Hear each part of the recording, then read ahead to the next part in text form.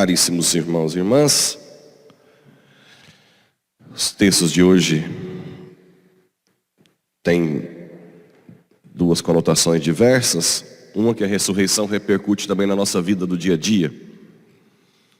Esse que está paralítico pede a Pedro e João uma esmola. Os dois olharam para ele, olha para nós. O homem fitou neles o olhar, esperando receber alguma coisa. Pedro disse: não tenho ouro nem prata, mas o que tenho te dou. Em nome de Jesus, levanta-te e anda. E na mesma hora, os pés e os tornozelos do homem ficaram firmes. Deu um pulo, ficou de pé. A ressurreição de Cristo, ela transpassa também nossa vida humana. Muitos hoje perguntam por que não tem tantos sinais prodigiosos como antigamente. Uns dizem que é porque a gente não tem fé suficiente. Não tem pessoas hoje com a fé dos apóstolos. É uma possibilidade. A outra é que não precisa mais de sinais prodigiosos, porque a própria igreja durar 2000 anos é o maior prodígio. A indefectibilidade da igreja. Uns dizem que a própria igreja em si é um milagre. Uma igreja que dura 2000 anos, com gente atacando por dentro e por fora, e manter viva até hoje, não há necessidade mais de sinais prodigiosos. Talvez seja as duas coisas, Já não tem a grande necessidade, também falta gente com tanta fé assim. Já essa passagem do Evangelho é aquela que mais nos mostra qual é o caminho melhor. Que a palavra de Deus, com P maiúsculo, é quem? Quem é a nossa palavra de Deus? Jesus. A prova está aqui.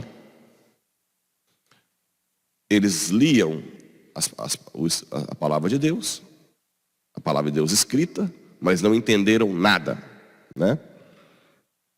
E o que Jesus faz? A primeira coisa, ele se aproxima de nós quando queremos aproximar dele também, e ele caminha com a nossa fraqueza. Esse é o primeiro aspecto, Jesus sempre primeiro caminha com a nossa fraqueza. Me conta. Não estou sabendo. O que está acontecendo? Abre a sua vida, abre o seu coração para mim. Depois Jesus entra na nossa vida, dá um puxão de orelha, Às vezes, homens de pouca fé, então vocês não estão entendendo nada. E depois o próprio Cristo ensina as Sagradas Escrituras. Na verdade, só entende as Sagradas Escrituras quem tem um relacionamento íntimo com Ele. Muito mais do que quem lê sem intimidade com Ele. Tem muita gente, já falei, analfabeta, que não sabe ler a Bíblia, mas que sabe quase tudo de Jesus. Consegue discernir o que é bem e mal rapidamente. Sente o cheiro de coisa ruim. Por quê? Porque às vezes reza o rosário o dia todo, fica em adoração. Ora, quem conhece mais é quem está convivendo, Então qualquer tipo de ação que seja anticristã, essa pessoa não aceita em hipótese alguma. Não, isso não é de Deus. Mesmo que não tenha lido uma palavra da Sagrada Escritura, Como eu disse, que eu peguei anteriormente, uma senhora que disse que toda vez que vem aqui, chora pensando no sofrimento de Jesus, meditando a paixão de Cristo. E na verdade eu fui olhar a identidade, estava lá, polegar. O que faz ela adentrar esse mistério? A intimidade. Claro que a humildade, Um coração humilde, ele se abre mais à graça do que um coração orgulhoso. Sempre quem é mais humilde, por isso que às vezes na igreja tem gente que está patinando a vida inteira, inclusive o padre, e vem uma pessoa muito humilde e decola, Tem um encontro pessoal com Cristo, abre o coração de uma forma extraordinária por causa da humildade, o Espírito Santo toma conta a pessoa vira alguém excepcional. E algumas vezes, em alguns lugares, gera inveja, né? Em algumas pessoas.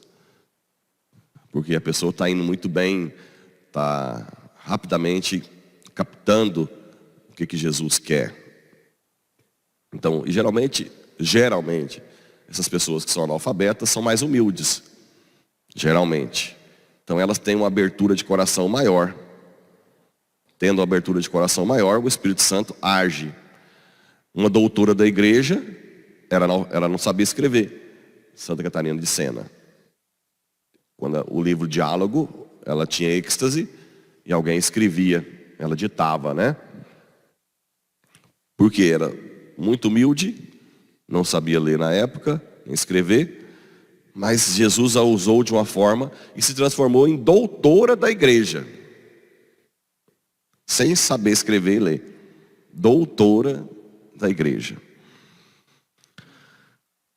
Aqui, os discípulos também, quando Jesus partiu o pão e identificou, uma característica de Jesus não ardia o seu coração enquanto ele explicava para nós as Sagradas Escrituras. Quando a gente tem um contato com Cristo, arde o coração, né? Um contato verdadeiro de abertura de coração, arde. Por quê? Porque ele entra no nosso coração de vez. Ele toma conta. Ele quer o nosso coração para ele. Coração como centro da nossa vida, né? O que é o coração? É onde está inteligência, vontade, sentimentos, afeto. O centro do ser humano. Todo o centro do ser humano, que sem Cristo é desordenado, sem a graça, com Cristo se torna totalmente ordenado. E essa ordem nos dá paz. As pessoas que não têm paz é porque não têm ordem em si, né? Cristo entra e ordena, ilumina. Não só não tem ordem, como não tem luz para saber qual é a ordem correta das coisas, né? Cristo é a luz que chega e te dá uma paz, porque agora você sabe onde colocar cada coisa. Qual é o devido lugar, qual é o devido valor de cada coisa. Isso nos traz paz. E além de tudo, não esquecemos o que Papa Bento disse, que o amor de Deus também é eros. Essa carênciazinha que está em uma pandemia, essa pandemia, eu vou te contar, viu? A tal da carência. Essa pandemia, a única vacina é a graça. Porque a graça também é eros. É eros, né?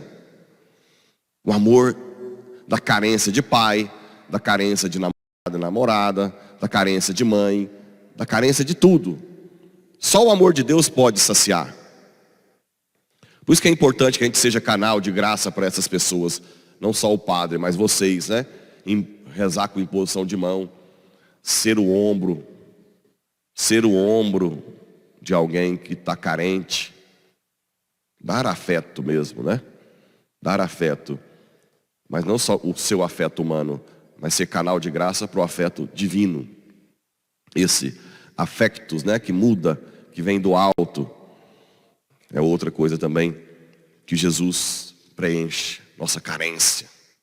Só preencher a carência já é uma coisa, já é uma liberdade enorme. A pessoa carente é a mais escrava que existe. Totalmente escrava. Escrava de amizade, escrava de esposa, de esposo, escrava de filho, né? Hoje os pais se escravizam com o filho, tem só um filho, tem uma escravidão total. Só de saciar a carência, você já é livre. Cristo dá uma liberdade que ninguém dá. E aí vem essa frase que coroa esse momento de encontro com Jesus. Realmente o Senhor ressuscitou e apareceu a Simão. Então os dois contaram o que tinha acontecido no caminho e como tinham reconhecido Jesus ao partir o pão na Eucaristia. É um sinal de que Jesus continua conosco aqui agora, na Eucaristia, né? O próprio Cristo está aqui. Poucos o procuram, mas está aqui. Daqui a pouco, ele estará em corpo, sangue, alma e divindade. Assim seja.